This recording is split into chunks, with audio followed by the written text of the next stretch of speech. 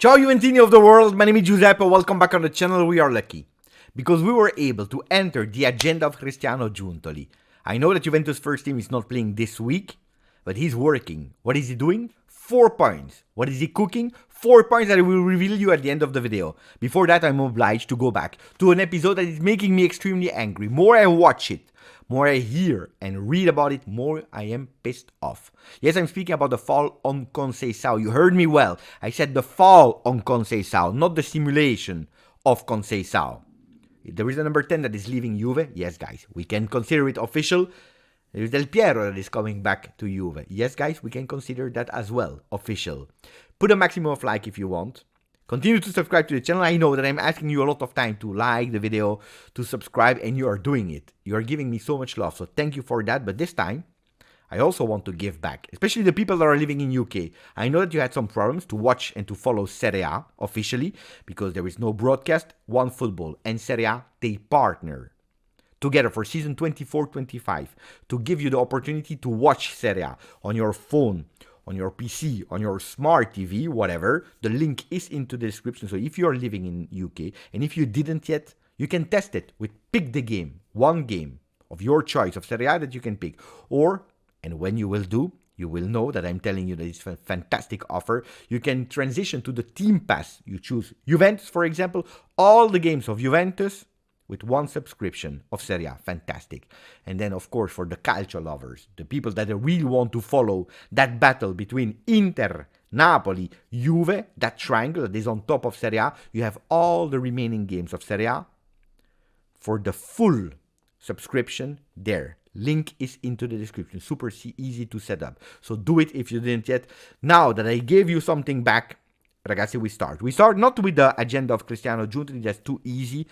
But I want to come back on Conceição, because there is one thing that immediately, during the game, in the watch-along, and in the post-game, I tried to mimic you. I showed you. I said it's not only a push. It's on top of that, there is a pinch. And a lot of Juventini are still trying to convince me, but it's too light, it's not a penalty, it's not enough as a push. It's a simulation, no way there is a penalty. And no, ragazzi. And no, ragazzi, because if you can tell me maybe it's a slight push and we can discuss about it, I told you, on top of that, there was a pinch. And you know who is confirming what I was telling you? Conceição, because today we are watching other replays. Replays that are showing us some angle where Conceição is going immediately to the sideline referee. And he's saying, I'm not simulating, I promise you. Look at that. And he's taking his left hand, you see it on the picture, and he's pinching himself. Look at the movement of his finger, mimicking the pinch. So it's not only a push, it's a push, a pinch, where the player is losing balance and falling in there. Then you will tell me, Beppe, but you watch it in replay when it's a yellow card, because that's what we are speaking about, a second yellow, but it's still a yellow. VAR can't come back on these episodes. No, it's true, they can't on a yellow card, but what they can is intervening or trying to watch at least the replay on a possible penalty. Then if you tell me it's too light, we don't give it, I can even accept it. But at least watching it again, you understand that the player is not simulating. And then you take off that yellow card because you are reviewing that episode. And I'm pissed off because he will miss Lazio. Today there will be the meeting, like every Tuesday, where they will decide how many games they will miss. The players that receive the red card, they are confirming some things, etc. They are speaking about the misbehavior of some supporters with a fine to the club. Every Tuesday it's the same story, so today it will be official, but it's a really huge one, it's an annoying one. And you know that what makes me extremely angry? That we listen to the head of referees, to the vice head of referees, and they are saying, we don't consider this a simulation because there is a contact, because there is a foul. So they are saying there is a foul, a mistake of the referee, and probably, not confirmed yet, he will be banned, he will miss 1, 2, 3 games, the referee, because he made a mistake. So, you know, we are living in a crazy world in Serie A. Because there is a referee that is making mistakes, that is disgustingly refereeing a game of football, influencing also partially, and that doesn't take away the fact that Juventus is to blame for that 1-1, but influencing also a game, and the next game, for, I don't know, a moment of protagonism, because he was at 20, 25 meters, I don't know how he was able to watch or not, but anyway, he will be punished, but our player that did nothing, well, he will be banned. He will be banned as well.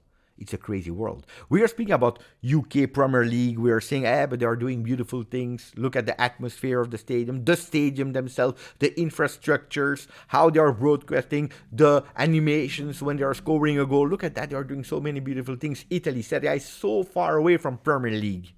I'm not speaking about the game. I'm speaking about the rest.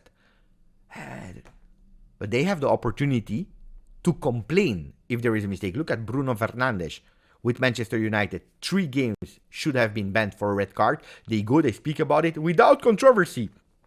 They take it away. He can play. Not that it will help Manchester United to win the next game. But in Italy, no. In Italy, we admit that there is a mistake, there is this, but we don't care. He will not be there. It's something that makes me totally crazy. Then today we open a debate. In Italy, there are too many penalties. I don't care that there are too many penalties. I go in total contradiction with all my colleagues, my friends are saying. They are all saying it's correct. I don't care. If it's a penalty, it's a penalty. If there are 5 penalties in a game, you give me 5 penalties in a game. What is bizarre, what they need to work on is what is a penalty and what is not a penalty. But from the moment that there is a penalty, you give me a penalty. Then if the data are saying that you already gave 32 penalties in 70 games, while in UK you gave 12 in 70 games, probably there is also there no uniformity. Can we go towards uniformity? What is a step on foot? What is a handball? What is a push? What is a simulation? Maybe that will help if we have uniformity for every single game. Instead of saying there is only too many penalties in Italy. That will not solve the problem. Anyway, I'm pissed off. Let's speak about something else. Let's speak about Paul Pogba. We already spoke about it. Ragazzi, you have 2 things when they are speaking about Paul Pogba. The heart, the brain. The heart always said to Beppe, I would love to see Paul Pogba at Juve. I want to see him again playing at Juve. I would love him to see him there dancing on the field, giving assists, shots from the distance. Strong player, the heart. I wanted him at Juve, come back at Juve, and he came back. Unfortunately, can we say that he's in the top 5 biggest flop ever of signings of Juve? Yes, we can. Then you have the brain that is taking over the management side. Beppe that managed stores around Europe that had to take some difficult decision. Look, what is the report now? It's official saying that there was doping. There was doping. Unintentional, and that's the huge difference between 4 years of ban and now the 18 months. Unintentional, but still doping, and doping will always be written there, being labeled as unintentionally taking doping. Putting Juve in difficulty, because that was the player that we needed to start with again. Surgery that he didn't want to take. Doping. It's a player that is not playing since 2.5 years, 3 years already. Having him back in March for a few months, not at the level of a player that we knew, the rational part is saying we split. And that's what Juventus will do. They will agree with Paul Pogba to split the contract from both sides, so without any fee or fine from one side or the other, with having the opportunity in January already to be in another team. They are speaking about the States. Who knows? Maybe Inter Miami. Let's see. I'm curious. It's a pity, but it is what it is, and I think that Juventus is taking the right decision. Another beautiful news, because 110 is leaving, 110 is possibly coming back. The number 10 of Del Piero, back at Juventus. Yes, you heard it well. Alessandro Del Piero coming back to Juventus. Well, probably I'm a bit exaggerating when I'm telling you Alessandro Del Piero. It's Dorotea, his daughter, that will play with the under-17 women team. Super happy. When I'm saying Alessandro, it's not that much a lie, guys? Because, of course, he will watch a bit his daughter. Of course, he will be a bit more present in Torino, more than in Madrid or in USA. He will be closer to Juve. Then you never know in life. But I'm super happy having, again, Del Piero wearing the shirt. Not sure what number she will take. Not the 10, probably immediately. But it's nice. Again, a Del Piero at Juve. Now, I'm super happy about that news. Of course, we will follow, like we are following Juventus women, that, for example, tomorrow is playing their first game of Champions League group stages. So, forza ragazza, forza ragazze, forza ragazze. One that will miss Juve, maybe, we don't know. We are a bit stressed about that. It's KOOP manners that could not only Conceição, but KOOP manners are already joining Conceição, Bremer, Nico Gonzalez, Adric Milik, because he went to the national team of the Netherlands. They made some exams and he has some problems, some potential crack in the rib. So at the moment, the doctors are saying that he could possibly recuperate for the game against Lazio. But if the crack is bigger than expected, if it doesn't heal fast enough, he could maybe even miss the 3 next important games. Lazio, Stuttgart, Inter, a total disaster. We'll come back with a second video, with another video, when I will tell you the possible lineups against Lazio, because we have some problems that are already identified. So put the notification ring on so that you don't miss that second video.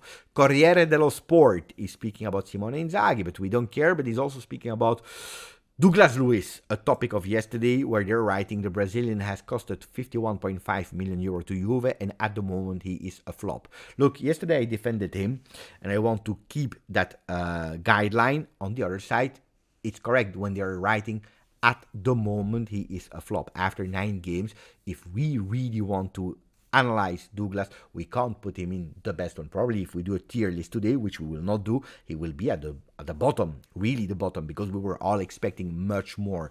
Does that mean that he is a flop? No. We have time to analyze that, but at the moment he's not performing, unfortunately. I tell you, and I reveal you immediately, what is the thing that Thiago Motta is actually blaming him at the moment and why he's not starting.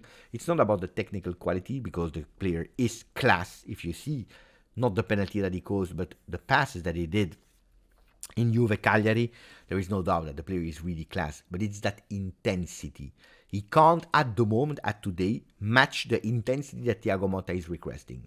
And now we go towards the final part of the video, the agenda of Cristiano Giuntoli. 4 things that he wrote down in that agenda. First, he's going to, and that was not expected, unfortunately, but going to sign a center defender in the general market. So there will be no Sergio Ramos, there will not be whoever you told me there. 0 free transfers. We go in January for a center back. Then signing a striker, something that I already told you. That was something that was expected, that was planned. Then continuing for the renewals, and then making sure that we break with the people that are out of project. And there is only one name that is out of project at the moment of Juve, who is possibly, I will not say the vice Vlahovic, because if Thiago Motta is watching the video, he will be pissed off. But the extra striker that Cristiano Giuntoli is thinking about. There is a list, but there is one name that even could possibly come in January that we already spoke about. That was possibly even a possible attempt in the last days of Mercato. We're speaking about Kalimuendo. He's playing at Rennes, 6 games this season. He played 71% of the starting 11, 64% of the total minutes at disposal. He started beautifully because in 6 games already 3 goals. I told you, it's one of the pupilli from Thiago Motta. He coached him when they were Paris Saint-Germain youth.